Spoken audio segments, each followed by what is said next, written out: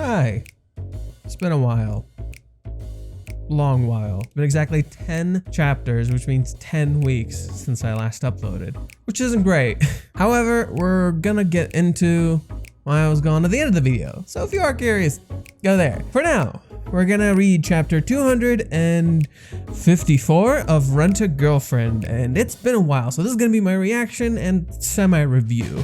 I'll explain why it's semi a little bit later. Without further ado, let's mosey. Okay, so last time we had the kiss that became rather controversial.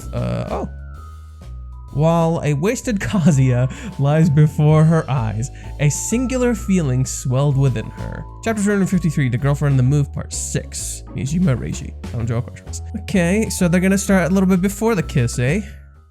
Hey, we get new angles. Oh. Oh. Oh.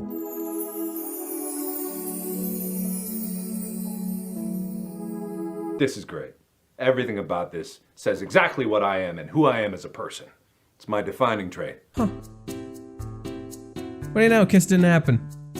Everybody reacted too soon. He gone done did it again. He did it twice in a fucking row, and we all fell for it.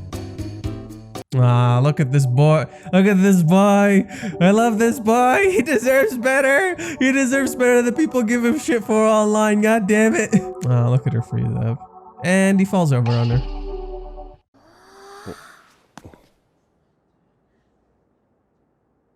Reishi saw that blush from last chapter and he's like, people like that. People like that. Let's use it more.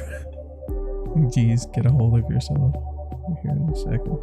It'll be here any second. Surprise, motherfucker.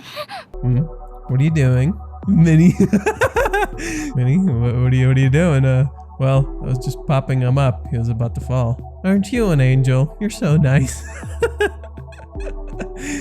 Oh, there it is, over there. Okay, so they're probably all gonna go to Chizuru's house. We all kind of saw that coming. The kiss didn't happen. Like Reishi built up the kiss and it did not happen. I'm kind of not surprised.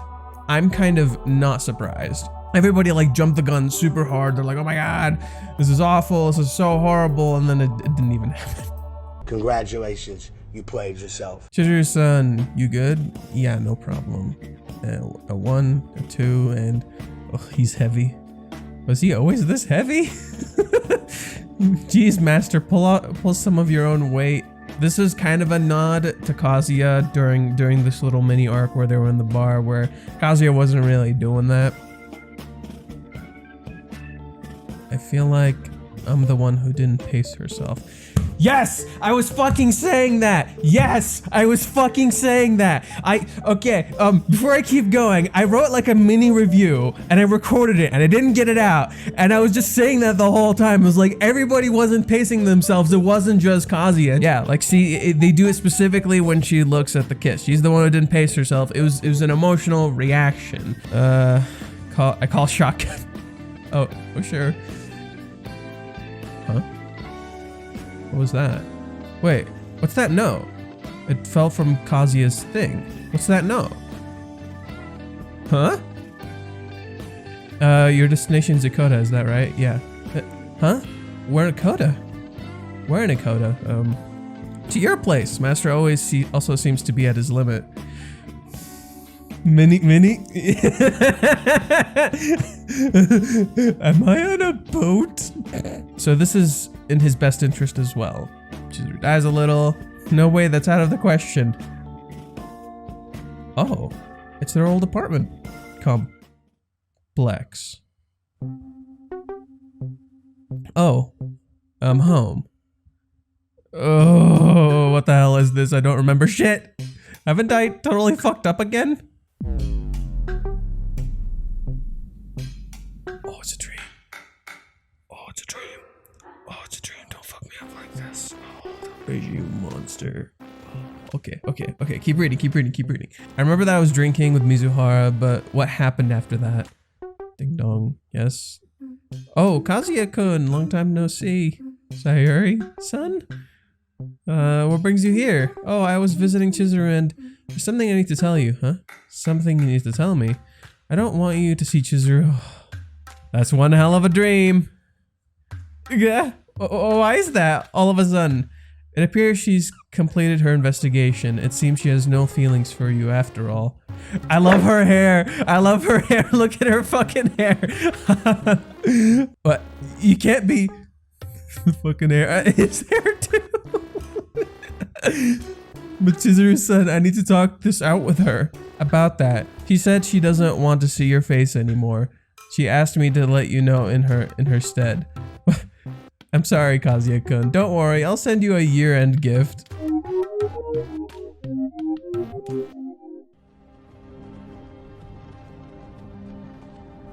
Hey, you. Wakes up. This is Sayuri's room. Oh, wow. Oh, wow, he's in Sayuri's room. This can't be happening. Oh, Fen, he's in tears. Poor guy. Huh? A pillow? A blanket? Was it all just a dream? What the hell happened? I was drinking with Mizuhara, but I don't remember anything after that. Dude, you literally just did this panel. This place, I've seen it before. Oh, you're finally awake. Rise and shine already. I'm in Mizuhara's grandparents' house. Is this a dream? Huh? You gonna get up or what? Ah, that looks so adorable. He's getting really creative with the way he draws Chizuru. It's very cute. Let me guess, it's gonna end the next page? Yep.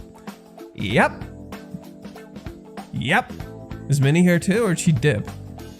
Get it. He has a dream and then he wakes up and he's like, is this the dream? Next time, Fist. Did we just turn on God of War or Tekken? What's fucking happening? These are some weird next level, like literally Reishi's like, oh, am I giving you too much information from the next chapter teasers? Here you go, I'm just gonna like drip feed it now. Here you go. you get the fucking movie titles now, that's what you're getting now. The dawn has come. Say good Mizuhara to another fine day. The wind's blown back to paradise? How many people just had some PTSD reading that?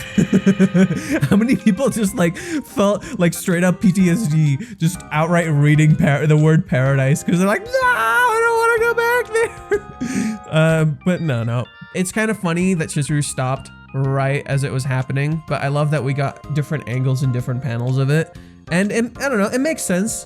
Like I kind of expected like something to go differently. There was a lot of emotion building up in between their interactions. So her about to kiss him and making like a mistake, like she's just jumping the gun here, not really pacing herself. And like, look at her. I love how she's drawn, where it's like, you can really feel the emotion on her face. And then he just says, I love you. He's both subverting our expectations while also playing into them. I think that's kind of what I like about Reishi. It's like, if you just look at the action on surface level, you'll just think, oh, he wasted our time. He didn't do the thing. But in reality, he actually did something really smart. One, he avoided Chizuru making a big mistake, but it also shows how she feels emotional towards Kazuya. So basically he builds towards something, but the sheer act of him building towards that something is telling us something important. So he's both subverting our expectations while also playing into them. He's actually progressing the story. It just doesn't look like it on surface level. And this is something he did in the last chapter, where your initial feeling when you're reading last chapter is probably a bit jarring because of how Kazuya reacts and what ends up happening. But then the end result is actually a good thing, you know? The end result of the chapter is actually a good thing, where a lot of the stuff that ends up happening, whether it be the talk with Minnie or Chizuru like losing herself in her emotions or telling Kazuya to pace himself, all those things did end up being good things. Like another thing too is a lot of people say, like, people are like, oh my god, Kazuya keeps calling her Mizuhara, yada yada. But he says Mizuhara, I love you, and look at her face. She's cracked like a fucking egg. She's just turning beet red. Like it's cute as shit. And then she stops, looks at him again. Again, I love when Reishi does the eye thing, where you see Chizuru's eyes like kind of close down and you see her kind of blushing, even though she's serious in the earlier panel. He doesn't show her whole face, and it's intentional. And then again, this kind of mirrors the Boo's arc, where he falls on her after doing the thing. Except now you see this. You'll see this. Oh no, physical contact. The emotion also reminds me a lot, interestingly, of when Sayuri tells Chizuru she loves her so much. Weird comparison, I know, but hear me out. And then it's ironic that Kazuya ends up in Sayuri's room right after all of that. Sayuri told her, like, people lie all the time, but it's that one important moment, that one truth between all the lies that really counts. That's literally this moment. That's literally this moment, the truth in between all the lies. And in a way, I can see why it references chapter 150, I believe. And it's because that's like the real genuine emotion coming out, even though the characters are like hiding themselves that entire time. In this moment, this is the real genuine Kazuya coming out, even though he's kept it hidden this entire time. It's supposed to mirror Chizuru in a sense, where she's the one who kind of keeps hiding that stuff all the time. And then Chizuru tries to bring out her real self so desperately in these entire interactions that she feels like she needs to bring it out now, even though Kazuya isn't really here. And so it's like, it's the wrong moment. So it's the wrong time. She shouldn't have brought it out now. And Reiji even kind of hints at that with, like, for example, as she's about to go in and try and kiss him, he shows like a train coming in, and then the stoplights, the lights that stop you from crossing, like going off and like warning you. So Reiji, I think, is aware that Chizuru was going a bit overboard, and he was hinting at that through the visuals. And I think this is kind of really important for Chizuru's character and Kazuya's character, as you're seeing how they're trying to break their bounds, but they feel kind of limited. And then in this instance, because of one thing that Kazuya says, this genuine emotion that he's been trying to let out this entire time, she stops herself and she, you know, gets herself under control, and she even says, I stopped pacing myself. Kazuya in this entire sequence, in this entire meetup, pretty much has an armor on this entire time, yeah? So he's not like opening up, he's not telling her how he feels. And then you have him at the end of the chapter where he technically has an armor on and he technically doesn't. Kazuya's out drunk, so technically he's completely shut Chizuru off. But when you're totally drunk, you're also like super vulnerable, where like this is just your honest you. This is just your honest you, your honest feelings. When Kazuya says, Mizuhara, I love you so much, that's just his honest feelings. That's just his honest feelings coming out. Also, it's important to point out that Kazuya's argument when he's talking to Chizuru was that when she tells him, like, maybe you're in love with like Chizuru Mizuhara, my act. The thing is like, he even tells her, it's like, you're not always the real you. So that's not a fair argument. Like, I know more about you than just Mizuhara, and he keeps trying to communicate that to her. And if she really wants him to stop calling her Mizuhara, tell him. It's that simple.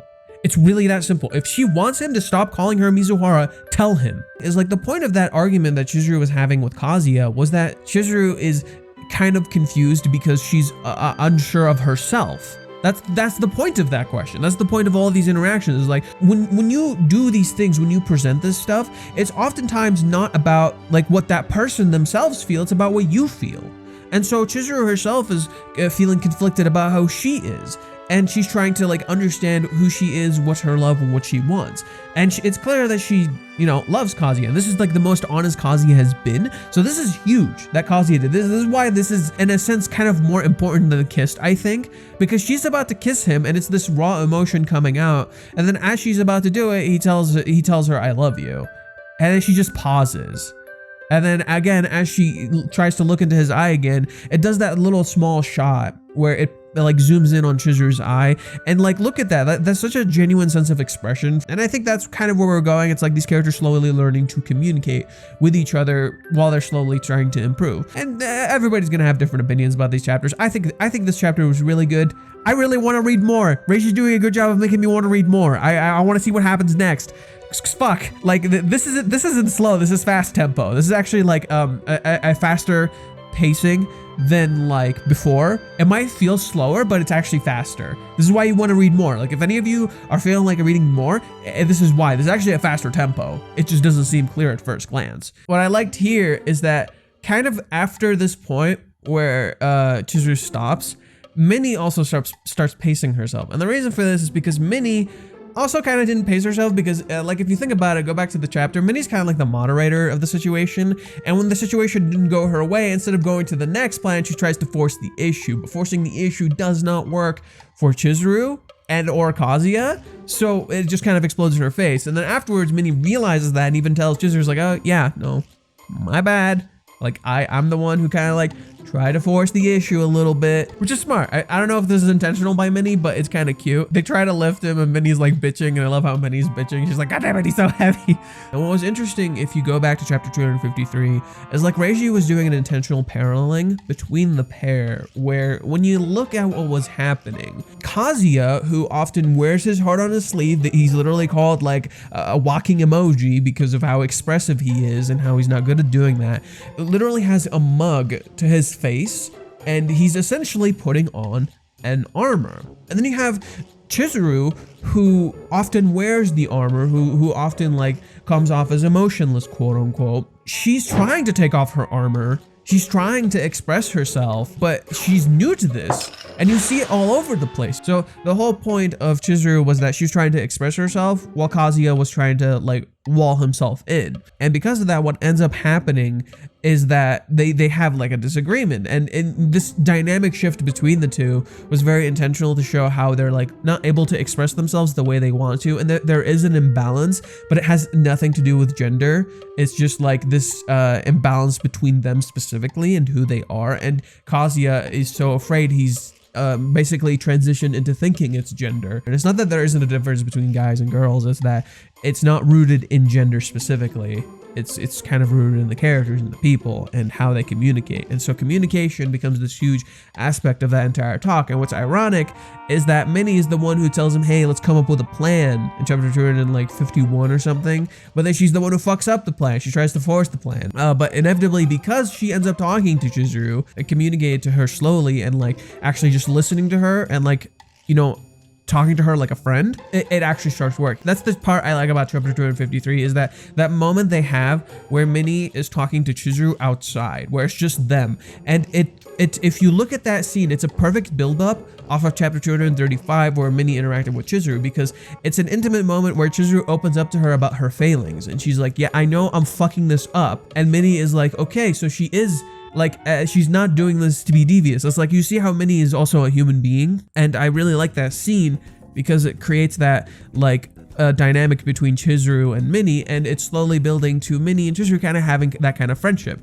And that's why I think Minnie's probably gonna room with them too. It just kind of makes sense because Minnie is kind of like that safety for Kazuya for a time, but now she's becoming Chizuru's friend, and Reiji's hinting at exploring more of Minnie because they're gonna probably live with her. So basically we're gonna see more of Minnie as a character, but we're also gonna have that balancing out with Chizuru and Kazuya, and Minnie being there. So Minnie's gonna again be kind of like the moderator, but she's gonna be kind of like their friend. She's gonna talk to them. What is this thing? What the fuck is this thing? Did we see this at an earlier point? I don't remember this. Also, I didn't notice Kazuya just like gone right here. This is really funny. I didn't notice that. The piece of paper is really interesting because what is it? Is it a photo? Why would Kazuya have a photo on him? That doesn't make any sense. So it's like, what is that? What is that? There was no hint of that at all. I went back through the chapters. There's nothing in those chapters that hints at what the hell this is. The card that dropped out of Kazuya's thing is probably relevant to the stuff that's going on right now, which just kind of makes sense. Like, it's convenient, let's be real. It's a little convenient, but it is interesting that like it's being shown because it's probably gonna be something related to the money or the rooming together or something along those lines. So maybe it's like Kazuya's income, like because the income was shown in chapter 250. So maybe it's like a receipt from the bank or something. I don't know, because Kazuya did go drinking with them, so maybe he went to the bank beforehand just in case he thought something was up, and then it dropped out of his thing, so Chizuru saw it. It makes sense. There's a clear hint at that, and so I feel like that's kind of important. Not even considering Kazuya refusing Chizuru's money and rooming together when he probably has low income. So I think that would be kind of important to show, you know? Minnie, see, she makes like a fair argument. No way, that's out of the question. And then they end up going anyway. So it's like Chizuru says no way, which is really cute. It's like Minnie has a way of just hitting Chizuru's defense mechanism right away. Because of who Minnie is, it kind of works. I think that's kind of what I like about Minnie. It's like a lot of people say she's just like, a plot device, which to some degree, fair, like I get it, fair, but let's also be real that almost every like romance story, rom-com, harem, whatever you want to call it, they always have those like friends who look out for you, who are like actually kind of your buddies. And most animes depict that stuff. It's pretty normal. And so I think Reiji's getting too much shit for Minnie doing this because it's not really that shocking. It's a very traditional like technique. And in Minnie's character, it makes a lot of sense because if you stop and think about it, like Minnie is, for lack of a better word, an influencer. She's on stream, she does this stuff, so she does the things that she wants to. And I like that Reiji kind of builds her character to kind of contrast all the other characters, because there's nobody in the story kind of like Minnie, and that's kind of intentional. It's because Minnie streams, it's because Minnie actively puts herself out there, actively is vulnerable, so she can express herself the way she wants to, in contrast to Kazuya and Chizuru, who don't do that. You have Kazuya, who is on social media, but you know, he's not putting himself out there like Minnie, who's literally streaming like in front of people. And you have Chizuru, who doesn't have social media and, you know, puts herself out there, but it's wearing an armor, so it's different. Minnie, out of everybody, is clearly the most vulnerable and open person, and this is what lets her do the things that she wants to do. It's kind of what I like about this spin that is Minnie, where she's just a really endearing and interesting character. And I just think like she fulfills the plot device, moving things forward aspect really well, but there is more to her character. And I think if you just view her simply as a plot device, you won't really like get to understand her as much. Sure, she's not getting explored, but Reiji is hinting at exploring more of Minnie's character, and that's what's exciting for me. I'm excited the fact that Reiji does clearly want to explore more of Minnie's character. He's very much hinting at that with these interactions, with the fact that Minnie also lost her home and she's probably going to end up rooming with them. I love like, no way, that's out of the question. And then like you get this misdirect at where you're like, wait, so they're going back to the apartment complex? How does that work? And see, it even caught me off guard. And I love that misdirect. I love it when like writers they're like, oh yeah, no, we're gonna go back to this thing. But then if you stop and think about it, it doesn't make any fucking sense because the building's run down. They're not gonna let him in. So when Kazuya gets up and you see all this, it doesn't make any sense. Like the moment you see Sayuri, you're like, wait, don't do this. Some people probably when they started like too soon, I have not recovered. The dream sequence was pretty cute. I love how Grandma Sayuri's like little things on her side grew with like every panel as it zoomed out until they were just fucking huge. And then Kazuya has an afro for some reason. And then it gets sillier and sillier. You're like, oh, it's a dream. Basically, the whole point of this dream is that it's basically supposed to be like an embodiment of Kazuya's fears. And if you stop and look at it for a second, it makes a lot of sense. It's not just like Sayuri showing up to do the deed. It's like the fact that someone else showed up to tell him. And it being Sayuri, it's not just funny because it ends up being in Chizuru's room. It's that Sayuri is kind of like the deep representation of Chizuru. Like Kazuya goes to Chizuru's home and sees how much Sayuri means to her. So Sayuri telling Kazuya this, not just Chizuru telling him this, is even more brutal if you think about it. It's almost like it's been decreed, you know, beforehand. So when you see it being Sayuri in the dream, it's literally pointing out that disconnect and the fact that like Chizuru's not even the one telling him. And so it ties back to how they were not communicating. So Kazuya feels distant from her. So Chizuru's not even the one who's telling him, it's her fucking like grandmother. Sayuri also always supported their relationship. So her telling this to Kazuya really shows how deep rooted this like fear and insecurity that Kazuya is feeling is. If it's Sayuri of all people saying this to him, that means he's been rejected like outright. There's no ifs, what, or whatever. And her like locking him out is again supposed to be representative of how he feels when she's not like communicating to him. This entire dream nightmare sequence is supposed to be essentially just spelling it out for us. It's like who shows up, where it takes place, how the door is locked. All those little subtle details is like kind of hints to us at what's going on. So for example, it takes place in their apartment complex. So even before they lose each other's connection, that he doesn't see her anymore. And Kazuya says, I'm home, meaning he still views this place as his home. And so he doesn't even conceive that he's lost his house yet. It's literally a horrible waking nightmare where he comes home to his original house and he should still have some sort of connection there, and that's gone. Then Sayuri comes back from the dead, tells him he doesn't have a relationship with Chizuru anymore, and Chizuru literally blocks him out. So you see how like twisted this nightmare is? That does it! The dream sequence is presented pretty comedically, but there are layers to it, and when you break them down, it is pretty interesting to look into.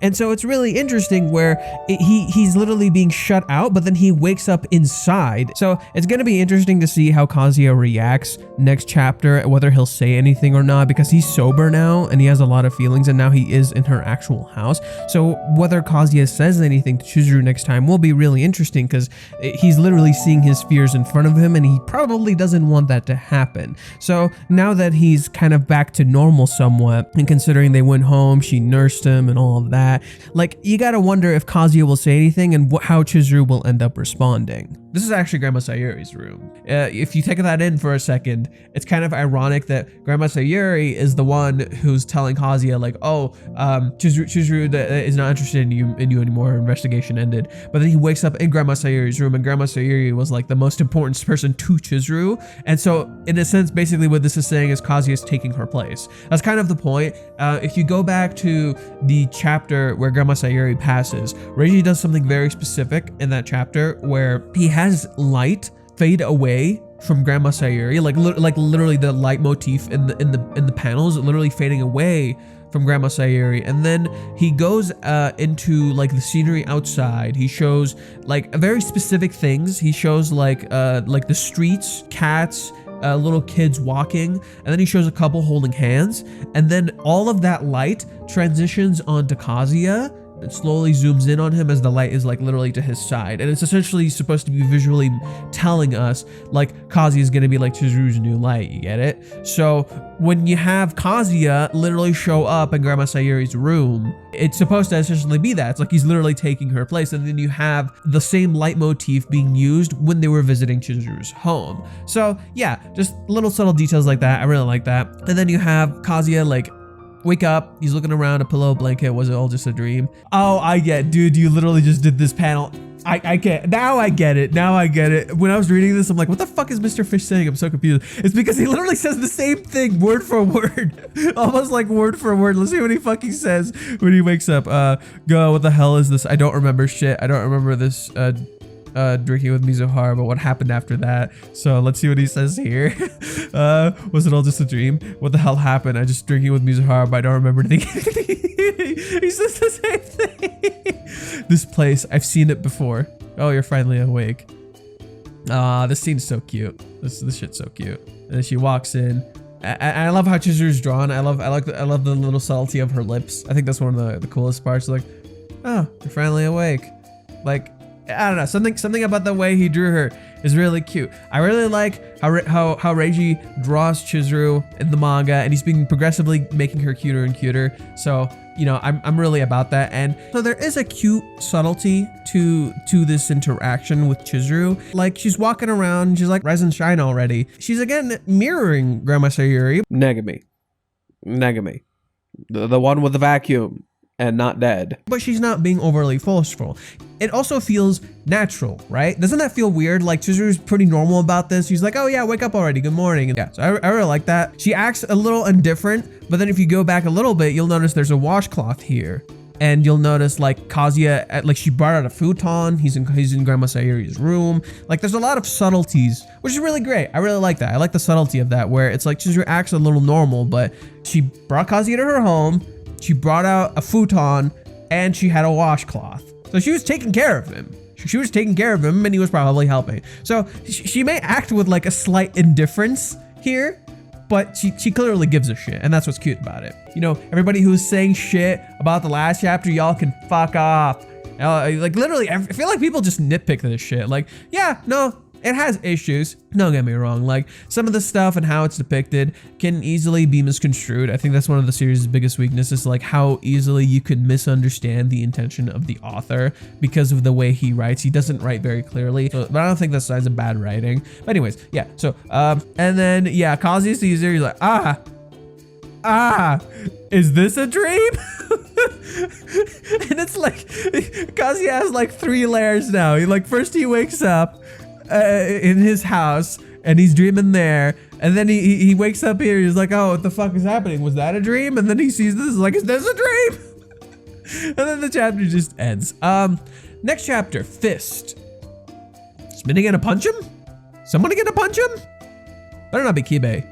I might hurt Kibe if he punches him now. There's absolutely no reason for Kibe to punch him, and I might fucking hurt him if he does. You know, I'm just gonna go with the fact that they're probably gonna room. They're probably gonna room. They're gonna probably sort some stuff out, and they're probably gonna room. It's gonna be weird. I think what would be interesting is if they end up talking. I think that'd be like the most interesting part is if like Kazuya and Chizuru just end up actually talking, which is kind of what Radio's been building up towards. Like the whole reason the communication issue feels so different now, it's because there's no like outside factors. That's the thing that kind of let them communicate before. It was specifically that they had outside factors. So whether they were neighbors, whether that was they had a rental relationship. So now they have neither. They have neither now. They have no rental relationship and they're not neighbors.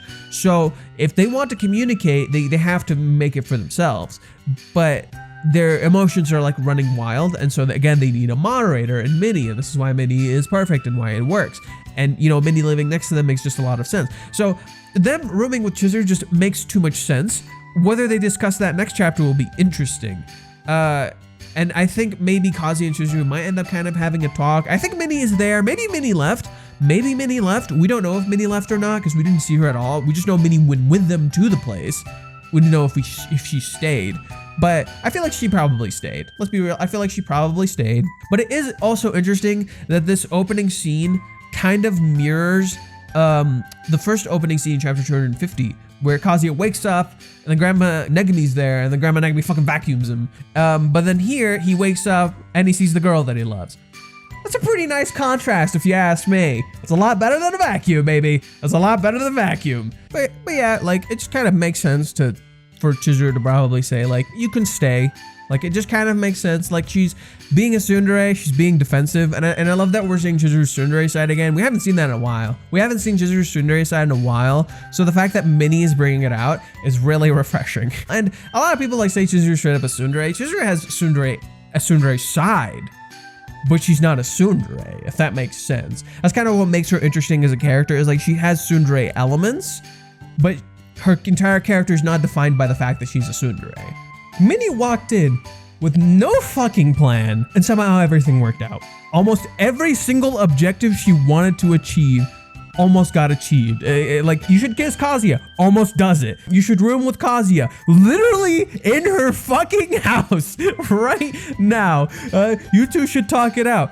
They technically did, but then they fought. Kazuya passed the fuck out. So Minnie fucked up a lot, but she kind of achieved her plan. And it's just really funny. Like Minnie's such a fun character and she's so endearing. I get why like a lot of people love her. So it's like, she does move things along. She gets things really engaging. This is really important for the characters, however, because it points out something very crucial for them. And it's that this arc, I mentioned this in like the video I made 10 weeks ago. Oh god. I mentioned this in the 10 weeks I made the 10 video I made 10 weeks ago, that pretty much the whole idea of this current arc is self-improvement. It's the whole point of it is that these characters are really changing and evolving, and they're trying to change. However, they're reactionary characters at the moment. If you've noticed that, if you've noticed something very important about these characters right now, they're reactionary characters. They're not active characters, and you even see this in the panel where Minnie and Kazuya are hanging out in chapter 251. They invite Chizuru, and you'll notice a lot of it is Kazuya reacting to Minnie, and eventually Minnie reacting to Kazuya when Kazuya takes hold of the conversation. And the whole point is that these characters are kind of alternating between that, where Chizuru is, for example, trying to become an active character in that she's trying to take hold of the situation, come and hang out, do all these things, but then she falls back on being a reactionary character. And so you're seeing how they're kind of not doing the things that they want to. It's the same for Kazuya, where Kazuya like wants to be an active character, but then if you go back to Paradise, the entire time he was trying to be an active character. That's literally what was happening. He's trying to, but P.S. when I say an active character, I mean a character who pretty much does the things that they want to do. Like they're the ones who move the plot along. They're the ones who do the shit they want to do. They force the issue to happen. Like they do the things. Reactionary characters are literally that. Like what I'm fucking doing right now. Where reactionary characters are literally just reacting to the things that happen around them and then they take the action. So in this situation, you're seeing how a lot of the stuff that's happening is like both the characters in Chizuru and Kazuya are trying to be active characters, but they're holding themselves back. In Kazuya's case, it's clearly rooted in much of Paradise, much of the time skip, where he's trying to be an active character. You're seeing him trying to be an active character and it's just not working. So that's literally keeps backfiring on him. And so Kazuya is stuck in this limbo where he feels like he's forced to be a reactionary character. He goes to Chizuru's home and he can't do anything with her. He keeps like fantasizing about it. He goes back to his house, to his apartment complex, it's destroyed. He can't do anything about it. He can't find a place, and the person he wants to room with, he feels like he can't. See what I mean? Reactionary character. And then when he wants to take actions in his own hands, he feels like he can't. So the only thing he can control is himself. So in that sense, in that instance, Kazuya is being an active character in that he's actively choosing not to do anything. And in that sense, you see like Chizuru trying to be an active character and it doesn't work out for her. Instead, she becomes like an active character who has no agency over the actions that she does. And so in that sense, you're seeing how they're both making each other reactionary characters. Inevitably, Kazuya loses all sense of control and he ends up in this place. Thanks to Minnie, who's probably being the most active character. It's kind of helping them become active characters. And that's kind of what I like. I like that little subtlety of that characters like really struggling to take action into their own hands, then Minnie's helping them do that. So yeah, Minnie said it right, best wing woman. So for anyone who's wondering where I've been, I was trying to write, I was pretty much trying to write a thing to kind of help people kind of get a different perspective on this series, because I think the stigma around the story is pretty bad. And so I was kind of trying to work on something like that. Unfortunately, writing is hard. That's just kind of the best way I'm going to put it. Writing is hard, and I kind of wasn't really writing for myself, which is kind of difficult. And you're supposed to kind of write what you want to write. And I think for me, it just kind of got in my head. So I was also doing a lot of other things. So for example, I got a new PC, which was really great because now my editing is much, much faster. I actually also ended up writing quite a lot. So there is quite a lot I do want to like maybe hopefully put out in terms of those things that I spent this entire time writing. But I hopefully I can put those out because I think I did some crazy research and I think it was really good, honestly speaking. So I hope I can maybe clean it up and put that out there. But in the meantime, I noticed that I wasn't really making this content like before. And a lot of people were like, where are you? What are you doing? And, you know, it kind of got to me because I'm just like, I'm wasting too much time. I kind of want to come back and like interact with people because honestly, as small as my community was, I was having fun. Like, you guys are great. You guys are really nice. And it's nice talking to you in the comments and stuff. And I also noticed I'm really close to meeting the goal for monetizing my channel. So I'm just like, oh, what the fuck am I doing? Like, I should just make videos. Like, it's fun because I'm making reaction videos and I'm talking to people and I get to make the content I kind of want to make, which is just talk about Rent a Girlfriend because I really like this series. And so, yeah, this is kind of why I've been away. I'm back now, hopefully. I guess for now, the weekly thing I'm going to try to do is basically have like a reaction video followed by a review. I think that's the new format I want to try doing. Where, yeah, that's pretty much it. Like, I'm going to have this followed by a review. And then in the meantime, between those, I work on a big project, which is, for example, the video discussing the stigma around this series that I don't think is personally deserved. Like, yeah, this story has its shortcomings, but I feel like it's kind of blown out of proportions, but it feels so one-sided. This format's probably different. It's probably not going to be the same, but I'm going to try to still edit in between. You'll notice this isn't the same as chapter 244, hopefully speaking, because I didn't do any voice acting or anything like that. Probably because I'm not actually like a voice actor. I'm not trained or anything. Like, that was all just kind of self-taught. So if it was actually good, thanks. If it was shit, cool. But yeah, that's just kind of how I feel. But yeah, thank you guys for watching. I hope you guys enjoyed. If you did, subscribe, hit the like button, the bell icon to keep up with the uploads, you know, do the thing, because, you know, if we reach 1,000 subs, I can monetize the channel, and that means I can make more videos, which is really cool and fun and awesome. And yeah, expect a few more stuff coming up. Sorry I've been gone for so long, and now I'm back. And without further ado, I've been Fate, and let's mosey.